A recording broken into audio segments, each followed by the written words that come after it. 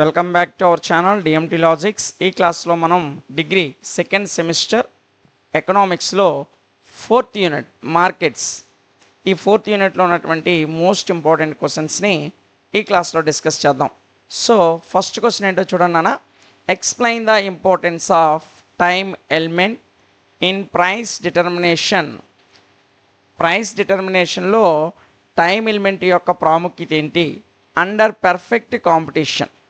Perfect competition కింద మనకి price determination అంటే ధరను నిర్ణయించడంలో టైం ఎలిమెంట్ యొక్క ప్రాముఖ్యత ఏంటో వివరించమని చెప్పాడు. ఈ క్వశ్చన్ చాలా ఇంపార్టెంట్ అన్న మనకి 4th యూనిట్ నుంచి. ఓకేనా, మరి దీని యొక్క ఆన్సర్ ఏంటో ఒకసారి చూద్దాం. Professor Marcel introduced in to economic theory the importance of time in theory of value. చూడండి, ప్రొఫెసర్ మార్సెల్ అనేటువంటి ఎకనామిస్టు లేదా మార్సెల్ అనేటువంటి ప్రొఫెసర్ ఎవరైతే ఉన్నారో ఆయన గురించి మనం ఫస్ట్ యూనిట్ నుంచి కూడా వింటూ ఉన్నాం. ఈ ప్రొఫెసర్ మార్సెల్ గారు introduced in to economic theory the importance of time in theory of value. Time యొక్క వాల్యూను ఎకనామిక్ థియరీలో ఇంట్రడ్యూస్ చేశారు. అంటే ఆర్థిక సిద్ధాంతం ఏదైతే ఉందో ఈ ఎకనామిక్ థియరీలో టైం యొక్క వాల్యూని ఈయన ఆ సిద్ధాంతంలో ఇంట్రడ్యూస్ చేశారు, పరిచయం చేశారు. ఎవరు? ప్రొఫెసర్ మార్సెల్ గారు. ఫస్ట్ పాయింట్ అర్థమైందనా? నెక్స్ట్, ఈ డిస్టింగసెస్ బిట్వీన్ 4 పీరియడ్స్. ఇతను 4 కాలాల మధ్య ఉన్నటువంటి తేడాను సూచించాడు నాన్న. ఆ 4 కాలాలు ఏంటంటే market period, short period, long period, secular period. ఈ 4 పీరియడ్స్ మధ్య ఉన్నటువంటి తేడాలను ఈయన సూచించాడు. ఏంటి అసలు వీటి మధ్యన ఉన్న తేడాలో ఒకసారి చూద్దాం. ఓకేనా నాన్న?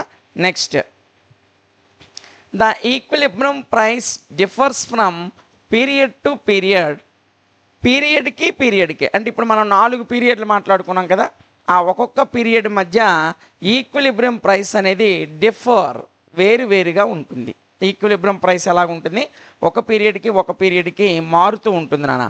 By introducing time element in theory of వాల్యూలో టైమ్ ఎలిమెంట్ని ఇంట్రడ్యూస్ చేయడం ద్వారా professor Marshall laid the foundation of dynamic analysis.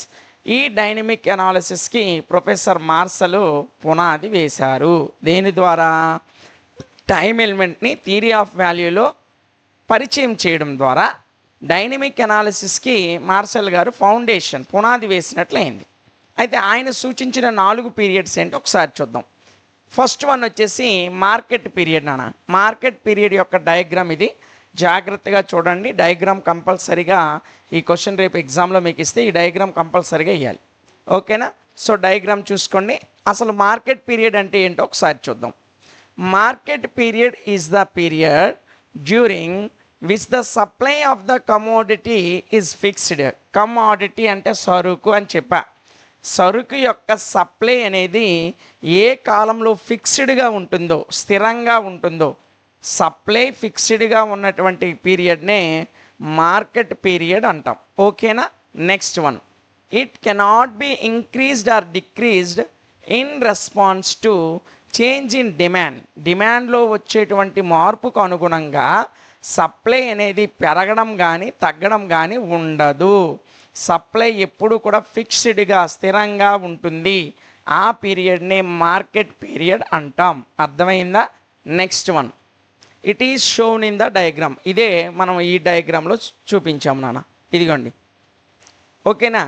Decreasing ఏది వచ్చినా సరే మార్కెట్ యొక్క సప్లై అనేది తగ్గదు, అలాగే ఉంటుంది, ఫిక్స్డ్గా ఉంటుంది.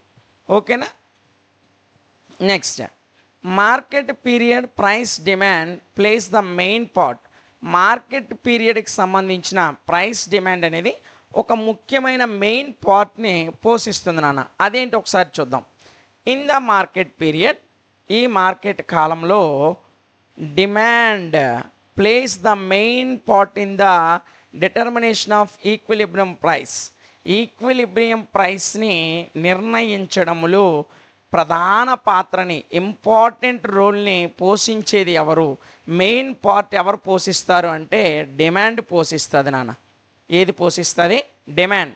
బికాజ్ ఎందుకంటే the market period supply is fixed. ఇక్కడ డిమాండ్ ఎందుకంటే మెయిన్ పార్ట్ పోషిస్తుందంటే ఇక్కడ సప్లై ఫిక్స్డ్ కాబట్టి సప్లై పెరగడము తగ్గడము ఉండదు. సప్లై ఫిక్స్డ్గా ఉండబట్టి డిమాండ్ అనేది మెయిన్ పార్ట్ పోషిస్తుంది ఎక్కడ మార్కెట్ పీరియడ్లో. ఓకేనా, చూడండి, ఇట్ కెనాట్ బి చేంజ్డ్. ఏది చేంజ్ అవ్వదు? సప్లై ఫిక్స్డ్గా ఉండి చేంజ్ అవ్వదు కాబట్టి మనకి ఈక్విలిబ్రియం ప్రైస్ని ఎవరు డిమాండ్ చేస్తారంటే ఈక్విలిబ్రియం ప్రైస్ మార్కెట్ యొక్క పీరియడ్లో ఈ ఈక్విలిబ్రియం ప్రైస్ డిటర్మినేషన్కి మెయిన్ పార్ట్గా డిమాండ్ ఉంటుంది. ఓకేనా, సో చూడండి, మార్కెట్ పీరియడ్లో మనకి సప్లై అనేది ఫిక్స్డ్గా ఉంటుంది, ఇది మారదు. అందువలన మార్కెట్ పీరియడ్లో ఈక్విలిబ్రియం ప్రైస్ని నిర్ణయించేది ఏదంటే డిమాండ్. ఇదే మెయిన్ పార్ట్. ఓకేనా, నెక్స్ట్ నాన్న రెండోది షార్ట్ పీరియడ్. రెండోది ఏంటి నాన్న? షార్ట్ పీరియడ్, తక్కువ కాలం. ఇదేంటో ఒకసారి చూద్దాం. Short period is the period during which the existing firms in the industry. పరిశ్రమలో కొన్ని సంస్థలు అనేవి only make adjustments in supply in response to change in demand. డిమాండ్లో వచ్చే మార్పులకు అనుగుణంగా సప్లైని అడ్జస్ట్ చేసేటువంటి కొన్ని సంస్థలు సప్లైని ఫిక్స్డ్గా ఉంచకుండా అడ్జస్ట్మెంట్ చేస్తూ ఉంటారు. అంటే సప్లై పెంచడమో తగ్గించడమో చేస్తుంటారు. దేనికి అనుగుణంగా? డిమాండ్లో వచ్చేటువంటి మార్పులకు అనుగుణంగా. ఇలా డిమాండ్లో వచ్చే మార్పులకు అనుగుణంగా సప్లైని చేంజ్ చేస్తూ అడ్జస్ట్మెంట్ చేస్తూ ఉన్న కాలాన్నే షార్ట్ పీరియడ్ అంటాం. ఇది చాలా తక్కువ కాలం ఉంటుంది, అందుకే దీనికి షార్ట్ పీరియడ్ అని పేరు పెట్టారు. నెక్స్ట్ నాన్న, when the market demand increases. Market demand ఎప్పుడైతే పెరుగుతుందో the new market equilibrium price will be higher than the old price. Market equilibrium యొక్క ప్రైస్ పాత ప్రైస్ కంటే ఎక్కువైపోతుంది. ఎప్పుడు? డిమాండ్ అనేది పెరిగినప్పుడు. ఓకేనా, మార్కెట్లో డిమాండ్ పెరిగితే ఓల్డ్ ప్రైస్ కంటే న్యూ ప్రైస్ అనేది పెరిగిపోతుంది. ఉదాహరణకి చాలా సందర్భాల్లో మనం గమనిస్తూ ఉంటాం. కొన్నిసార్లు ఎప్పుడైనా సరే కార్తీక మాసంలో కానీ, ఇప్పుడు చాలామంది పూజలు పునస్కారాలు చేస్తారు. సో కార్తీక మాసంలో మన తెలుగువారు ఎక్కువగా పూజలు చేస్తారు. అప్పుడు కోకోనట్స్, కొబ్బరికాయలకు కానీ లేదంటే ఫ్లవర్స్కి కానీ డిమాండ్ ఎక్కువగా ఉంటుంది. అలా డిమాండ్ ఎక్కువగా ఉండడం వల్ల వాటి రేటు కూడా ఎక్కువగా ఉంటుంది. చూడండి, సాధారణంగా అయ్యప్ప మాల వేసుకున్నటువంటి సీజన్ వచ్చినప్పుడు మనకి బంతి పూలు అనేది సాధారణంగా ఎవరు పెద్దగా కొనరు, దానికి ఎవరు కూడా డబ్బులు వెచ్చించరు. కానీ అయ్యప్ప మాల వేసేటువంటి ఆ కార్తీక మాసం సీజన్లో బంతి పూలకి డిమాండ్ పెరిగిపోతుంది. అలా డిమాండ్ పెరిగిపోవడం వల్ల దాని ఒరిజినల్ రేటు కంటే బంతి పూలు యొక్క రేట్ అనేది అప్పుడు పెరిగిపోతుంది. ఓకేనా, ఇప్పుడు అర్థమైందా? చూడండి, ఎప్పుడైతే డిమాండ్ అనేది పెరిగిందో దాని పాత రేటు కంటే ఓల్డ్ ప్రైస్ కంటే ఈక్విలిబ్రియం ప్రైస్ అనేది హయ్యర్గా ఉంటుంది, ఎక్కువగా ఉంటుంది. ఇప్పుడు బంతిపూలు చెప్పినట్టే మిగతా అన్ని నెలలు బంతిపూలు రేటు చాలా తక్కువగా ఉన్నప్పటికీ కార్తీక మాసంలో అయ్యప్ప మాల చేస్తారు కాబట్టి, అయ్యప్ప మాల స్వామి భక్తులు ఉంటారు కాబట్టి ఆ టైంలో బంతిపూలు యొక్క రేటు పెరుగుతుందా లేదా? సో ఈ విధంగా డిమాండ్ ఎప్పుడైతే పెరుగుతుందో పాత ప్రైస్ కంటే ఆ ఈక్విలిబ్రియం ప్రైస్ అనేది హయ్యర్గా ఉంటుంది. ఈ పాయింట్ అర్థమైందా? Next, it will be OP. దీన్నే మనం ఓపీ అంటాం. So shown in the market period price. దీన్ని మార్కెట్ పీరియడ్ ప్రైస్లో చూపిస్తాం నాన్న. ఓపీ అంటే ఓల్డ్ ప్రైస్, ఇంకేటి కాదు. ఎట్ దిస్ హయ్యర్ ప్రైస్, ఈ ఎక్కువ రేటు వద్ద firms get more than normal profits. ఈ సంస్థలు ఏవైతే ఉన్నాయో నార్మల్ ప్రాఫిట్స్ కంటే, అంటే సాధారణంగా వచ్చే లాభాల కంటే ఎక్కువ లాభాలు ఆర్జిస్తాయి ఎక్కువ రేటు ఉండడం వల్ల. ఓకేనా, next, they increase the supply by producing more with the existing plant and equipment. Plant equipment నుంచి వాళ్ళు ఎక్కువ ప్రొడ్యూస్ చేసి, అంటే ఎక్కువ ఉత్పత్తి చేసి ఎక్కువ సప్లైని పెంచుతారు. ఓకేనా, next, the supply will increase. ఈ సప్లై అనేది పెరగడం వల్ల it will be more than the market period supply. ఎంత పెరుగుతుందంట? మార్కెట్ పీరియడ్ సప్లై అంటే ఒక మార్కెట్లో ఈ లిమిట్ వరకు సప్లై ఉండాలి అనే దానికన్నా సప్లై పెరుగుతుంది. So price will fall. అలా పెరిగిపోతే ధర అనేది తగ్గిపోతుంది. ఇప్పుడు ఉదాహరణకి టమాటాల రేటు ఎవ్వరూ పండించలేదు, దేశంలో టమాటాల కొరత తక్కువగా ఉంది. అప్పుడు టమాటా కేజీ 100 రూపాయల వరకు వెళ్ళిపోవచ్చు. అందరూ టమాటా వేసారు, అప్పుడు సప్లై ఎక్కువగా ఉంది, కావాల్సింది తక్కువ. అప్పుడు ఏం చేస్తాం? టమాటా కేజీ రూపాయికి ఇస్తావా, అర్ధ రూపాయికి ఇస్తావా అని అడుగుతాం. ఎప్పుడైతే మార్కెట్ పీరియడ్ సప్లై కన్నా సప్లై పెరిగిపోయిందో అప్పుడు ప్రైస్ అనేది పడిపోతుంది. ప్రైస్ విల్ ఫాల్ అంటే ధర అనేది తగ్గిపోతుంది. ఓకేనా. నెక్స్ట్ దీని డయాగ్రామ్ ఇదిగోండి ఈ విధంగా ఉంటుంది. ఓకేనా. ఇది డిమాండ్ లేదా సప్లై, ఇటువైపు ఏమో ప్రైస్. ఓకేనా. సో దీని డయాగ్రామ్ ఈ విధంగా ఉంటుంది నాన్న. ఓకేనా. నెక్స్ట్ వన్, ఇక మూడోది లాంగ్ పీరియడ్ ప్రైస్. మూడోది ఏంటన్నా long period price. Long period is the period during which new films enter the industry when there are abnormal profits or the existing films leave the industry when they are loss. ఏంటి sir long period అంటే, ఈ long period ప్రైస్కి రెండు విషయాలు గుర్తుపెట్టుకోవాలి. ఏంటి అంటే కొత్త సంస్థలు అధిక లాభాలు వస్తున్నప్పుడు ఇండస్ట్రీలోకి ఎంటర్ అయిన కాలాన్ని, లేదా లాసెస్ వల్ల అంటే చాలా నష్టాలను ఎదుర్కోవడం వల్ల ఆల్రెడీ ఉన్నటువంటి సంస్థలు ఎగ్జిస్టింగ్ ఫిల్మ్స్ ఏవైతే ఉన్నాయో అవి మార్కెట్ని వీడినటువంటి కాలాన్ని, అయితే కొత్త సంస్థలు ఎంటర్ అయిన కాలాన్ని కానీ, పాత సంస్థలు నష్టాల వల్ల ఇండస్ట్రీని వదిలి వెళ్ళిపోయిన కాలాన్ని కానీ మనం లాంగ్ పీరియడ్ ప్రైస్ కింద మాట్లాడుతాం. Next, it is the period, ఈ కాలం అనేది during which complete adjustments are made in the supply by the entry or exit of firms. సంస్థలు ఎంటర్ అవ్వడము వెళ్ళిపోవడము వలన సప్లై తయారీ అనేది కంప్లీట్ అడ్జస్ట్మెంట్కి గురవుతుంది. అంటే సప్లై పెంచాలా తగ్గించాలా, సంస్థలు కొత్త సంస్థలు వస్తుంటే సప్లై పెరుగుతూ ఉంటుంది, ఒకవేళ ఉన్న సంస్థలు వెళ్ళిపోతుంటే సప్లై తగ్గిపోతూ ఉంటుంది. ఇలా ఈ కాలంలో మనకి సప్లై అనేది అడ్జస్ట్మెంట్స్కి గురవుతుంది. అయితే పెరగడం లేదా తగ్గడం అది దేని మీద డిపెండ్ అయి ఉంటుంది? ఫిల్మ్స్ సంస్థలు అనేవి ఎగ్జిట్ అవ్వడం లేదంటే ఎంటర్ అవ్వడం దీని మీద డిపెండ్ అయి ఉంటుంది. Next, in response to changes in demand, ఇదంతా కూడా డిమాండ్లో వచ్చే మార్పులకు అనుగుణంగా జరుగుతుంది. Next, it is the time necessary for new films to enter the industry. ఈ సమయము లేకపోతే ఇండస్ట్రీ ఏదైతే ఉందో, పరిశ్రమ ఏదైతే ఉందో ఆ పరిశ్రమల్లోకి కొత్త సంస్థలు ఎంట్రీకి it is the time necessary, ఈ సమయం అనేది చాలా అనుకూలంగా ఉంటుంది. లేదా for the existing films to leave the industry. అదేవిధంగా ఈ లాంగ్ పీరియడ్ ప్రైస్, ఈ లాంగ్ పీరియడ్ కాలం అనేది పాత సంస్థలు విడిపోవడానికి, ఇండస్ట్రీని వదిలి వెళ్ళిపోవడానికి కూడా ఈ టైం అనేది నెసెసరీ. లాంగ్ పీరియడ్ అనేది కొత్త సంస్థలు రావడం లేదా పాత సంస్థల నష్టాల వల్ల వెళ్ళిపోవడం, ఈ రెండు కూడా ఇందులో ఇన్క్లూడ్ అయి ఉంటాయి. ఓకేనా. దీని యొక్క గ్రాఫ్ చూసినట్లే ఈ విధంగా ఉంటుంది నాన్న. ఓకేనా. సో మనం మార్కెట్ పీరియడ్ చూసాం, షార్ట్ పీరియడ్ చూసాం, లాంగ్ పీరియడ్ చూసాం. ఇక ఇందులో ఉన్న చివరి period secular period. Secular period ఇది ఏంటో ఒకసారి చూద్దాం. Secular period is a very very long period. Secular period అనేది చాలా లాంగ్ పీరియడ్ కన్నా ఇంకా ఎక్కువగా ఉంటుంది. Over which changes take place in the techniques of productions యొక్క టెక్నిక్స్ కానీ, పాపులేషన్ కానీ, రా మెటీరియల్ కానీ వీటికి సంబంధించినటువంటి మార్పులు సంభవించే కాలాన్ని, చాలా చాలా దీర్ఘకాలంగా ఉండే కాలాన్నే మనం సెక్యులర్ పీరియడ్ అంటాం. అయితే since it is not possible to estimate such changes over a very long period. ఈ వెరీ లాంగ్ పీరియడ్, ఈ దీర్ఘకాలమైనటువంటి పరిస్థితుల్లో మనము కొన్ని రకాలైనటువంటి it is not possible to estimate such changes, కొన్ని రకాల మార్పులను ఎస్టిమేట్ చేయడం అనేది మనకి పాసిబుల్ అయ్యేటువంటి విషయం కాదు. ఎందుకంటే ఇది లాంగ్ పీరియడ్ ఉంటుంది కాబట్టి కొన్ని రకాలైనటువంటి ఎస్టిమేటర్స్ అందులో వచ్చే మార్పులను మనం ఎస్టిమేట్ చేయలేం. Next, Marcel did not analyse pricing under the secular period. ఈ సెక్యులర్ పీరియడ్లో ప్రైసింగ్ని మార్సెల్ కూడా అనలైజ్ చేయలేదు. ఏం చేయలేదు నాన్న? మార్సెల్ కూడా అనలైజ్ చేయలేదు. సో చూడండి, మనం 4 పీరియడ్ల గురించి మాట్లాడాం. Market period, short period, long period, అదేవిధంగా సెక్యులర్ పీరియడ్. ఈ 4 చాలా చాలా important. Long answer question only దీని డెఫినేషను డయాగ్రామ్. ఓకేనా.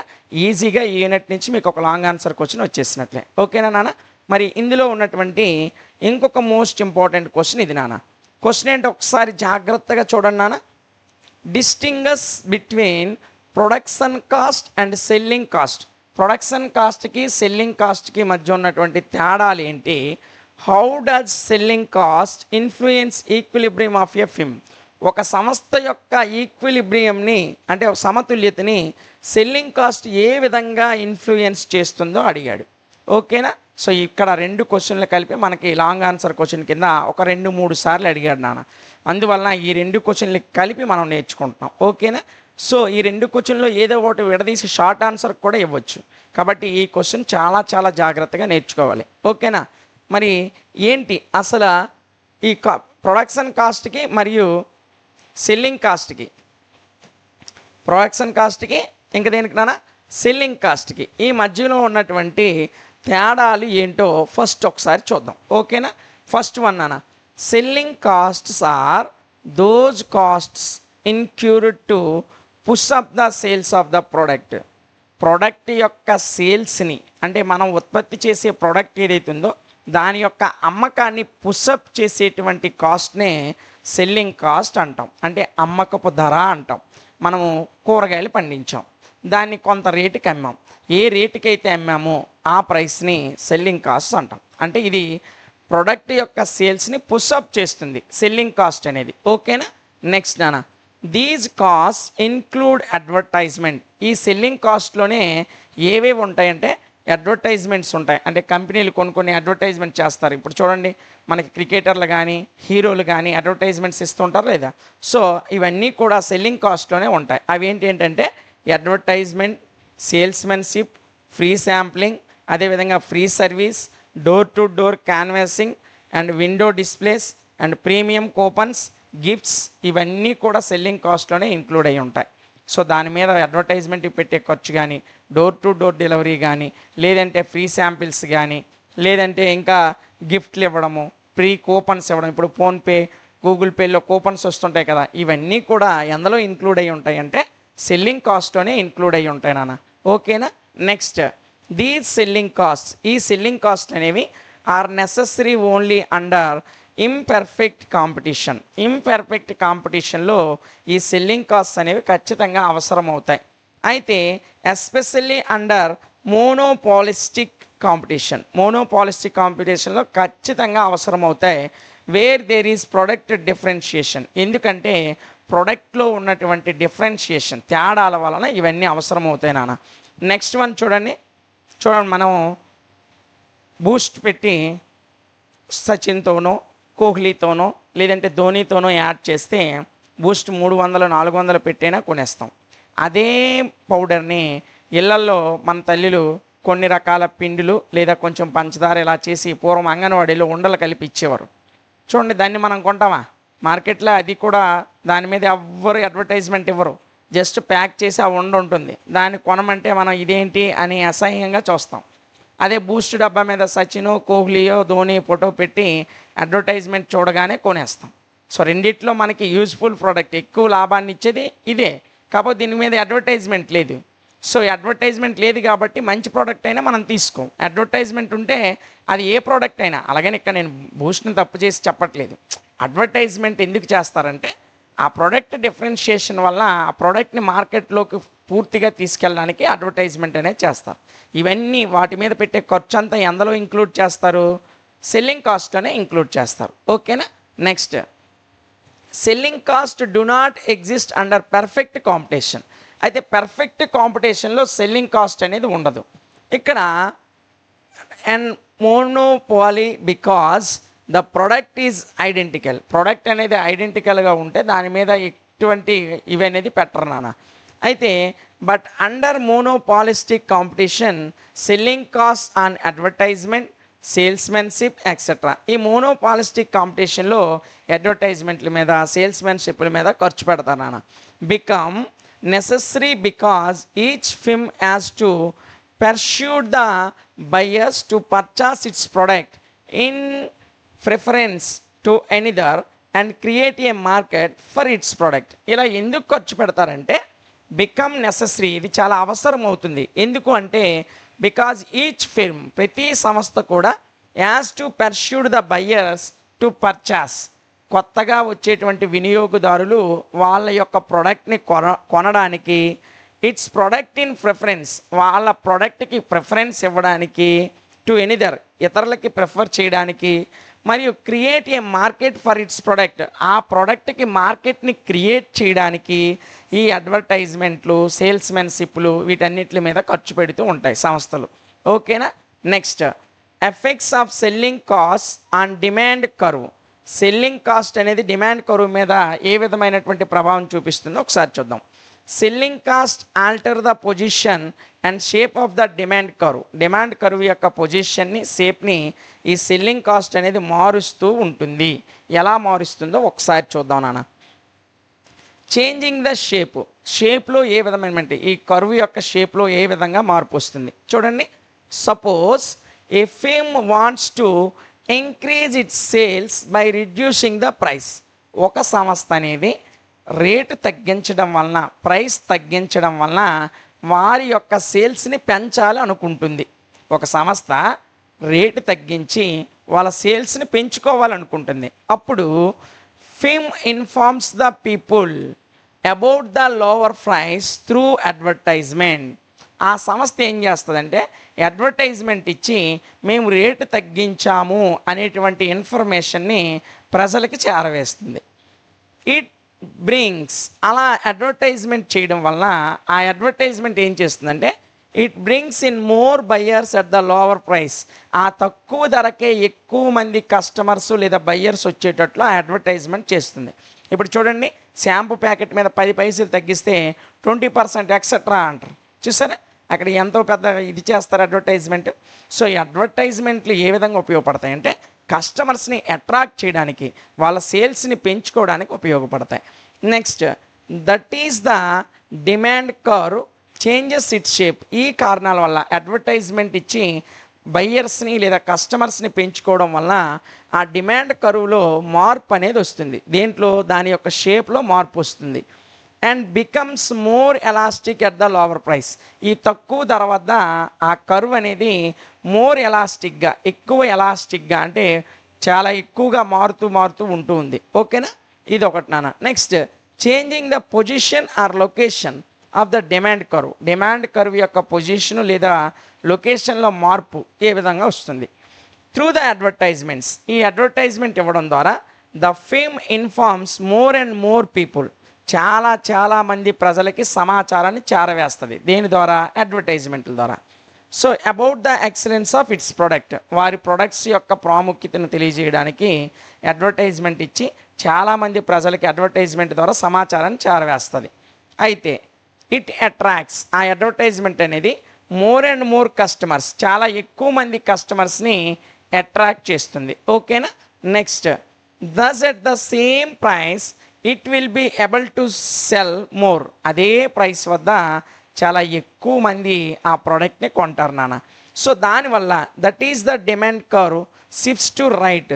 అలా కొనడం ఎప్పుడైతే ఎక్కువ మంది ఆ యొక్క ప్రోడక్ట్ని కొన్నారో ఇప్పుడు మనం తీస్తున్నటువంటి ఆ డిమాండ్ కర్వ్ ఏదైతే ఉందో అది రైట్ సైడ్, అంటే పాజిటివ్ వైపు, అంటే కొంచెం ప్రాఫిట్స్ ఎక్కువ వస్తాయి కాబట్టి రైట్ సైడ్, అంటే లెఫ్ట్ సైడ్ అంతా మనకి నష్టాలు ఉంటాయి కరువుకి, రైట్ సైడ్ ఏమో లాభాలు ఉంటాయి. సో రైట్ సైడు కరువు అనేది మూవ్ అవుతుంది, అంటే దాని పొజిషన్లో చేంజ్ అనేది వస్తుంది. ఓకేనా.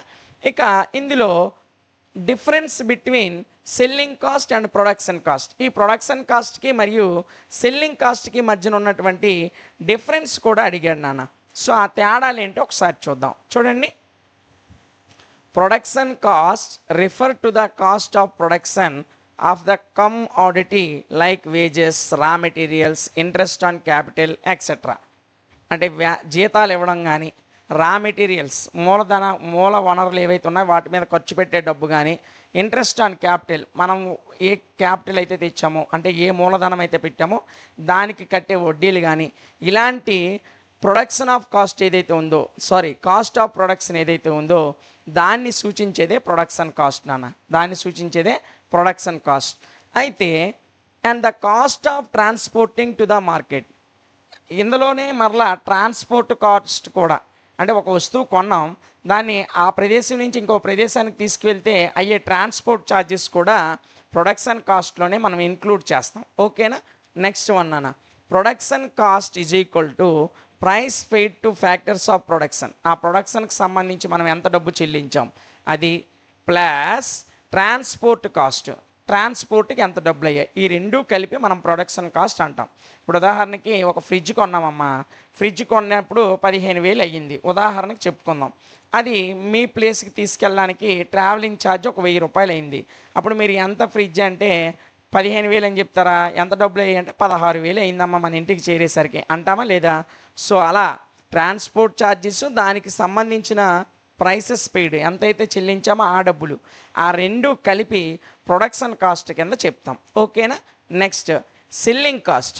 Selling cost are cost that increase the sales of the product like advertisement, window displays, samples, salesmen salary etcetera. Salesmen శాలరీలు, అదేవిధంగా విండో డిస్ప్లేలు, అడ్వర్టైజ్మెంట్లు, వీటన్నిటికీ ఖర్చు పెట్టే ఖర్చు ఏదైతే ఉందో అలా పెట్టి సప్లై యొక్క మనకు ఉన్నటువంటి ప్రోడక్ట్ యొక్క సేల్స్ని పెంచడానికి పెట్టే ఖర్చుని సెల్లింగ్ కాస్ట్ అంటాం నాన్న. అంటే మన వస్తువును అమ్మడానికి అడ్వర్టైజ్మెంట్ల రూపంలోను, సేల్స్మెన్ల రూపంలోను, వాళ్ళకి వీళ్ళకి ఇచ్చే డబ్బుల రూపంలోను, మన యొక్క ప్రోడక్ట్ని పెంచుకోవడానికి మనం చేసే అడ్వర్టైజ్మెంట్లు, వీటన్నిటికీ పెట్టే ఖర్చు ఏదైతే ఉందో దాన్ని సెల్లింగ్ కాస్ట్ అంటాం. అయితే production cost create utility that satisfy demand. ఇది డిమాండ్ని సాటిస్ఫై చేస్తూ ఉంటుంది. ప్రొడక్షన్ కాస్ట్ క్రియేట్ సాటిస్ఫైని క్రియేట్ చేస్తుంది. While selling cost create and shift the demand it self. అదేవిధంగా సెల్లింగ్ కాస్ట్ కూడా create and shift the demand it self, దాని యొక్క డిమాండ్ని create చేస్తుంది, దాన్ని షిఫ్ట్ కూడా చేస్తుంది. ఏది? Selling cost. చూడండి, as Chamberlin puts to production cost at product commodity to the demand while selling cost adapt demand to the commodity. ఎప్పుడైతే ఈ ప్రొడక్షన్ కాస్ట్ అనేది కమోడిటీ అంటే సరుకు యొక్క డిమాండ్ని అడాప్ట్ చేసుకుందో అప్పుడు సెల్లింగ్ కాస్ట్ కూడా దాన్ని అడాప్ట్ చేసుకోవడం జరుగుతుంది. ఇది మనకి ఈ క్వశ్చన్కి సంబంధించినటువంటి సమాచారం. చూడండి, మనం ముందుగా ప్రొడక్షన్ కాస్ట్ అంటే ఏంటో తెలుసుకున్నాం, సెల్లింగ్ కాస్ట్ అంటే ఏంటో తెలుసుకున్నాం, దాని మీద పెట్టేటువంటి ఖర్చులన్నిటి గురించి కూడా తెలుసుకున్నాం. అదేవిధంగా సెల్లింగ్ కాస్ట్ మీద ఉన్నటువంటి ఎఫెక్ట్స్ ఏ విధంగా ఉన్నాయి, కరువులో వచ్చే చేంజ్ కానీ, పొజిషన్లో వచ్చే చేంజ్ కానీ, అదేవిధంగా ఈ సెల్లింగ్ కాస్ట్కి ప్రొడక్షన్ కాస్ట్కి మధ్యన ఉన్నటువంటి తేడాలు కానీ మాట్లాడాం. ఓకేనా? సో ఈ రెండు క్వశ్చన్లు చాలా చాలా ఇంపార్టెంట్ నాన్న మనకు లాంగ్ ఆన్సర్ క్వశ్చన్ కింద. ఓకేనా? ఈ రెండు క్వశ్చన్లు కంపల్సరిగా ఒక క్వశ్చన్ బాగా నేర్చుకున్న తర్వాత రెండో క్వశ్చన్ నేర్చుకోవడానికి ప్రయారిటీ ఇవ్వండి. ఓకేనా? మరి ఇందులో ఉన్నటువంటి ఇంకొక మోస్ట్ ఇంపార్టెంట్ క్వశ్చన్ ఇది నాన్న. What is oligopoly? Explain the various price determination policies under oligopoly. Oligopoly అంటే ఏంటి, దాని కింద ఉన్నటువంటి వివిధ రకాల వేరియస్ ప్రైసెస్ని అంటే వివిధ రకాల ప్రైసెస్ని ఎక్స్ప్లెయిన్ చేయమని చెప్పాడు నాన్న. సో ఇది చాలా ఈజీగా ఉంటుంది నాన్న, పెద్ద కష్టపడాల్సిన అవసరం లేదు. మనకి సింపుల్గా షార్ట్ అండ్ స్వీట్గా మీకు అర్థమయ్యేటట్టు చెప్పే బాధ్యత నాది. ఒక 5 నిమిషాలు మీ కాన్సన్ట్రేషన్ దీని మీద పెట్టండి, ఈజీగా మీకు అర్థమయ్యేటట్టు చెప్పేస్తాను. ఓకేనా? చూడండి నాన్న, మరి oligopoly is a situation where there are only a few sellers producing homogeneous or differentiate products. కొంతమంది సెల్లర్స్ మాత్రమే హోమోజినస్ సజాతీయమైనటువంటి పదార్థాలను లేదా ఉత్పత్తులను లేదా డిఫరెన్షియేటెడ్ ప్రొడక్ట్స్ వివిధ రకాల ఉత్పత్తులను తయారు చేసేవాళ్ళు కొద్దిమంది మాత్రమే ఉంటారు. ఆ సిచ్యువేషన్నే ఆలిగోపాలీ అంటాం. ఆలిగోపాలీ అంటాం. ఓకేనా? అంటే ఒకే రకమైన ప్రొడక్ట్స్ని కానీ వేరు రకాల ప్రొడక్ట్స్ని కానీ ప్రొడ్యూస్ చేసేటువంటి సెల్లర్స్ తక్కువ మంది ఉండేటువంటి ఫ్యూ సెల్లర్స్ తక్కువ మంది ఉండేటువంటి సిచ్యువేషన్ ఏదైతే ఉందో ఆ సిచ్యువేషన్ని ఆలిగోపాలీ అంటాం నాన్న. అయితే it is competition among the few. ఇక్కడ కాంపిటీషన్ అనేది కొద్ది మంది మధ్యనే ఉంటుంది. ఎందుకంటే ఓన్లీ ఏ ఫ్యూ బిగ్ ఫిమ్స్, కొన్ని పెద్ద సంస్థలు మాత్రమే will be producing and కాంపిటేటింగ్ in the మార్కెట్లో కొన్ని పెద్ద సంస్థలు మాత్రమే ప్రొడ్యూస్ చేస్తాయి, ఆ పెద్ద సంస్థలే కాంపిటేటింగ్ని ఎదుర్కొంటాయి. అందుకే ఇక్కడ కాంపిటీషన్ ఆ కొద్ది సంస్థల మధ్యనే ఉంటుంది. అయితే oligopoly may arise due to the following reasons. ఈ కింది చెప్పిన కారణాల వల్ల ఈ ఆలిగోపాలీ అనేది అరైజ్ అవుతుంది నాన్న. అవేంటో ఒకసారి చూద్దాం. Large capital requirements. First one ఏంటన్నా, లార్జ్ క్యాపిటల్ రిక్వైర్మెంట్స్, అధిక మొత్తంలో మూలధనం అనేది అవసరం అవుతుంది. అదేంటో ఒకసారి చూద్దాం. సమ్ ఇండస్ట్రీస్, కొన్ని పరిశ్రమలు అనేవి require large amount of capital, పెద్ద మొత్తంలో క్యాపిటల్ అనేది అవసరం అవుతుంది కొన్ని పరిశ్రమలకి. ఓన్లీ ఫ్యూ బిగ్ ఇండస్ట్రీస్, కొంతమంది ఇండస్ట్రియలిస్టులు అంటే కొంతమంది పారిశ్రామికవేత్తలు మాత్రమే కెన్ ఎంటర్ సచ్ ఇండస్ట్రీస్, ఇలాంటి రకమైనటువంటి పరిశ్రమలు ఏవైతే ఉన్నాయో ఇలాంటి ఇండస్ట్రీల్లోకి కొంతమంది బిగ్ ఇండస్ట్రియలిస్టులు అంటే చాలా, ఇప్పుడు ఉదాహరణకి గౌతమ్ అదానీ కానీ ముఖేష్ అంబానీ కానీ ఇలాంటి పెద్ద పెద్ద ఇండస్ట్రియలిస్టులు మాత్రమే ఇలా లార్జ్ అమౌంట్ ఆఫ్ క్యాపిటల్, పెద్ద మొత్తంలో క్యాపిటల్ అవసరమయ్యేటువంటి పరిశ్రమల్లో అడుగు పెట్టగలరు. ఓకేనా, ఇది ఒక రీజన్ నాన్న. రెండోది అగ్రెసివ్ ఎంటర్ప్రీనియర్స్. అగ్రెసివ్ ఎంటర్ప్రీనియర్స్ అంటే ఏంటంటే with a desire to make large gains superior entrepreneurs, పెద్ద మొత్తంలోని బలమైనటువంటి శక్తివంతమైనటువంటి వ్యాపారవేత్తల్ని ఏర్పరచాలనే కోరిక అనేది డెరైవ్ అవుట్ ద రివైల్స్. దేని ద్వారా డెరైవ్ అవుతుందంటే రూత్లెస్ కాంపిటీషన్, ఎలాంటి నిర్దాక్షిణ్యం లేనటువంటి, దయాదాక్షిణ్యాలు లేనటువంటి ఒక కాంపిటీషన్ ద్వారా, లేదా by farming measures and holding companies, వ్యాపారవేత్తలు తరిమేసి కంపెనీని హోల్డ్ చేసుకోవడం వల్ల ఈ రకమైనటువంటి వ్యాపారవేత్తలు ఏర్పడతారు నాన్న.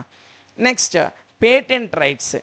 ఏ few firms acquire patent rights, కొన్ని సంస్థలు మాత్రమే పేటెంట్ రైట్స్ని వారి యొక్క కొన్ని వస్తువులకి, సమ్ గూడ్స్, కొన్ని వస్తువులకి లేదా కొన్ని సరుకుల మీద పేటెంట్ రైట్స్ తీసుకుంటారు. అంటే ఇవి తయారు చేసే హక్కులు మాకే ఉన్నాయి, దీన్ని మేమే తయారు చేస్తాం అనేటువంటి హక్కుల్నే మనం పేటెంట్ రైట్స్ అంటాం. సో కొన్ని సంస్థలు మాత్రమే వారు తయారు చేసే సరుకుల మీద పేటెంట్స్ రైట్స్ కలిగి ఉంటారు. Other cannot enter the industry, అప్పుడు ఆ ఇండస్ట్రీలోకి ఇతరులు అడుగు పెట్టలేరు. పేటెంట్ రైట్స్ ఒకరు తీసుకుంటే ఆ రకమైనటువంటి ప్రొడక్ట్స్ని తయారు చేసేటువంటి ఇండస్ట్రీల్లోకి ఇతరులు అడుగు పెట్టలేరు. అంటే ఇతరులు అలాంటి ఇండస్ట్రీస్ని స్టార్ట్ చేసి ఆ ప్రొడక్ట్స్ని తయారు చేయలేరు. ఓకేనా, సో ఈ 3 రీజన్స్ నాన్న. ఇంకా చూసినట్లయితే క్యారెక్టరిస్టిక్స్ ఆఫ్ ఆలిగోపాలీ. ఈ ఆలిగోపాలీ యొక్క లక్షణాలు ఏంటి? ఫస్ట్ వన్ వచ్చేసి ఇంటర్ డిపెండెన్స్ నాన్న. ఫస్ట్ వన్ ఏంటి నాన్న? Inter dependence. ఏంటి ఇంటర్ డిపెండెన్స్ అంటే ఒకదాని మీద ఒకటి ఆధారపడడం.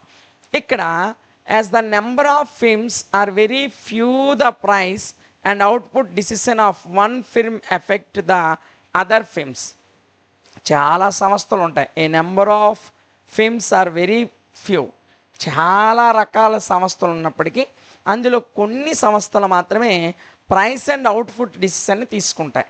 ఇలా ఒక సంస్థ తీసుకునేటువంటి ప్రైస్ అవుట్పుట్ మీద తీసుకునే డిసిషన్ ఏదైతే ఉందో అది ఇతర సంస్థల మీద కూడా ఏం చేస్తుందంటే ఎఫెక్ట్ చూపిస్తుంది.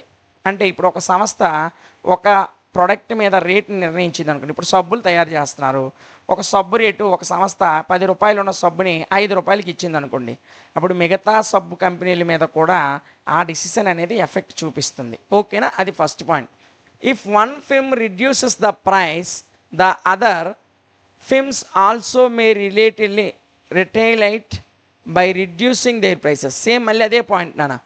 ఒక సంస్థ అనేది వాటి యొక్క ప్రైస్ని తగ్గించుకున్నట్లయితే ఇతర సంస్థలు కూడా వారి యొక్క ప్రైసెస్ని తగ్గించుకోవాల్సిన పరిస్థితి ఏర్పడుతుంది. ఓకేనా, ఇదే ఇంటర్ డిపెండెన్స్ అంటే, ఒకదానితో ఒకటి ఆధారపడి ఉండడం. అంటే ఒక సంస్థ తగ్గిస్తే ఇంకో సంస్థ ఖచ్చితంగా తగ్గించాల్సిందే. ఓకేనా, నెక్స్ట్ నాన్న.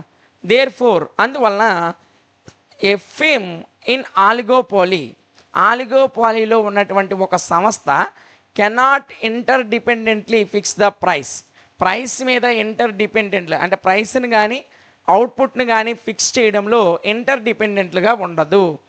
ఇట్ హ్యాస్ టు కన్సిడర్, ఇది దేన్ని కన్సిడర్ చేస్తుందంటే ద రియాక్షన్ ఆఫ్ అదర్ ఫిమ్స్, ఇతర సంస్థల యొక్క చర్యలను కూడా కన్సిడర్ చేసుకుంటుంది. ఓకేనా, ఇది నాన్న ఇంటర్ డిపెండెన్స్ అంటే. ఇక తర్వాత ఇన్డిటర్మినేట్ డిమాండ్ కర్వ్. తర్వాత ఏంటి? Indeterminate demand curve. ఇదేంటి ఒకసారి చూద్దాం. ఏ ఫిర్మ్ అండర్ ఆలిగోపోలీ, ఆలిగోపోలీ కింద ఉన్న ఒక సంస్థ cannot make an accurate estimate of its sales, దాని యొక్క సేల్స్కి సంబంధించిన యాక్యురేట్ ఎస్టిమేట్ ఏదైతే ఉందో దాన్ని తయారు చేయదు. కెనాట్ మేక్, ఏది ఒక సంస్థ దాని యొక్క సేల్స్, ఆ సంస్థ యొక్క సేల్స్ ఏవైతే ఉన్నాయో దాని అక్యురేట్ని ఎస్టిమేట్ చేసేటువంటి ప్రాసెస్లోకి అయితే వెళ్ళదు. ఓకేనా. Next, if it were to reduce the price, ఇది ఒకవేళ తన ప్రైస్ని, సేల్స్ యొక్క ప్రైస్ని తగ్గించుకున్నట్లయితే it is difficult to foresees the reactions of the rival films, దానికి అనుబంధంగా ఉన్న ఇతర సంస్థల యొక్క రేట్లో కూడా తేడాలు వచ్చేస్తాయి.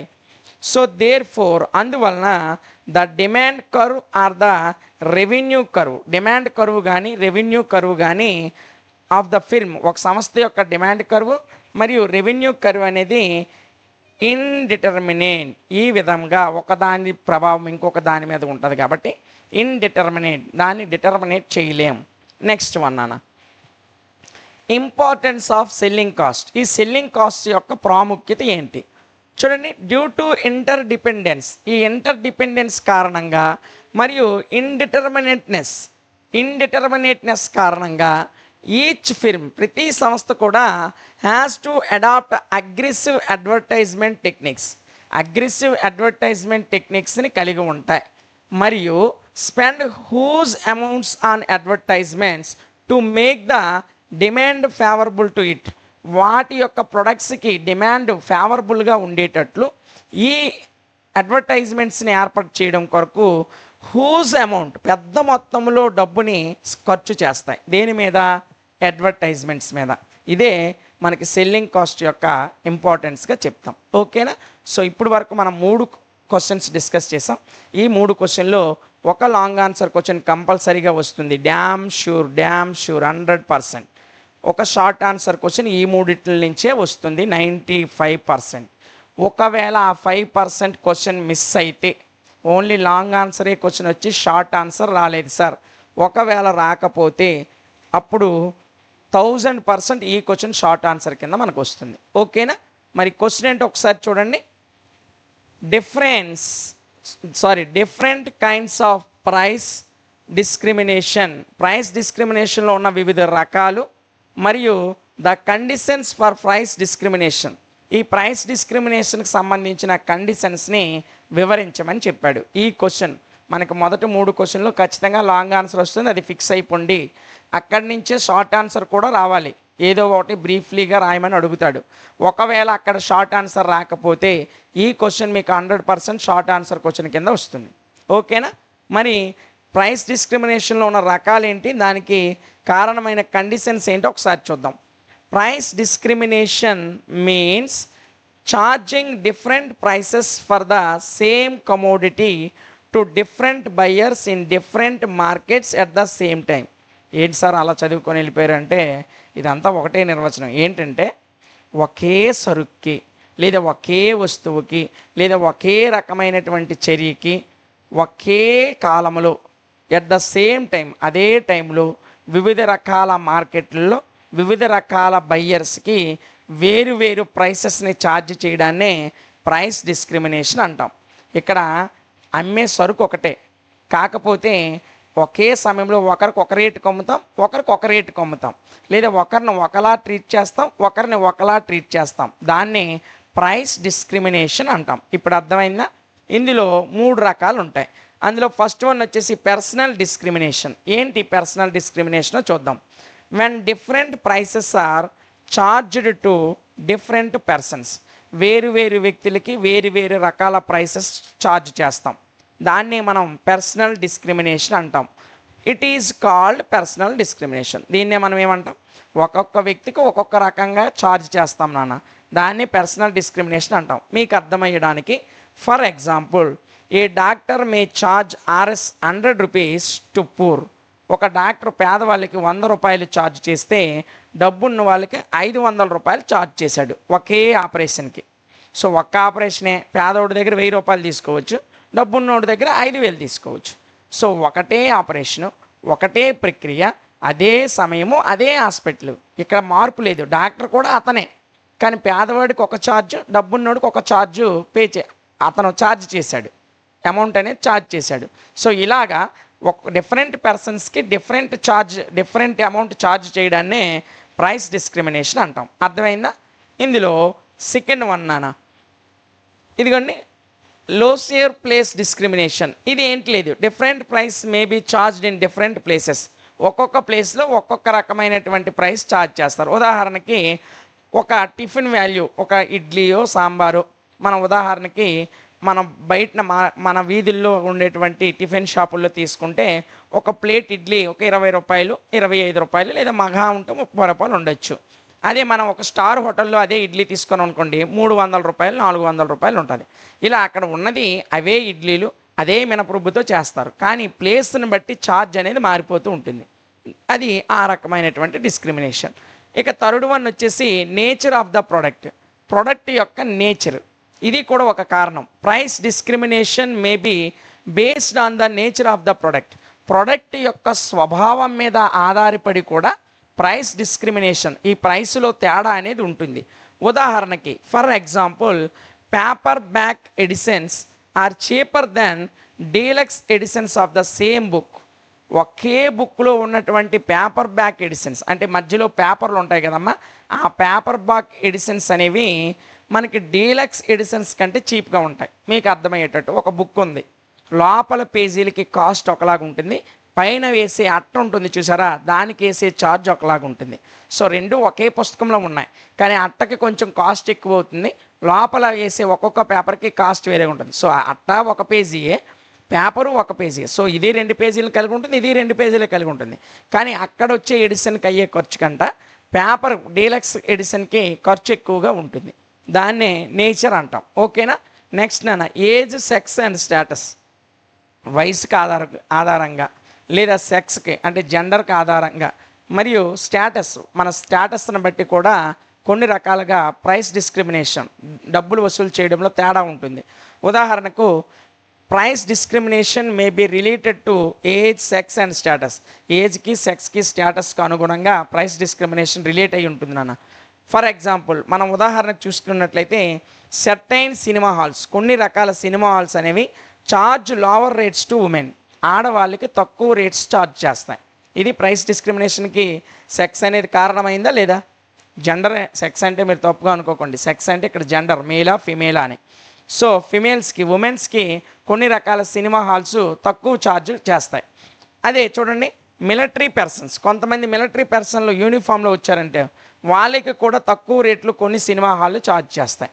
అదేవిధంగా ఇన్ సర్టైన్ సినిమా హాల్స్లో ఆడవాళ్ళకి తక్కువ రేట్లు ఉంటాయి, మిలిటరీ వాళ్ళు యూనిఫామ్లో వస్తే వాళ్ళకి కూడా తక్కువ రేట్లు ఉంటాయి.